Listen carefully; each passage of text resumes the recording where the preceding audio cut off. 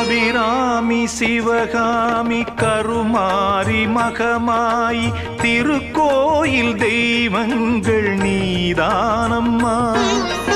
அன்னைக்கு அன்றாடம் அபிஷேகம் அலங்காரம் புரிகின்ற சிறு தொண்டன் நான் தானம்மா.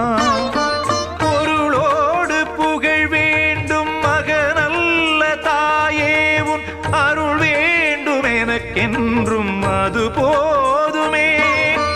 அடுத்திங்கு பிறப்பொன்று அமைந்தாலும் நான் உந்தன் மகனாக பிறக்கின்ற வரம் வேண்டுமே. அதை நீயே தருவாயே. அம்மா என்றழைக்காத உயிரில்லையே, அம்மாவை வணங்காது உயர்வில்லை.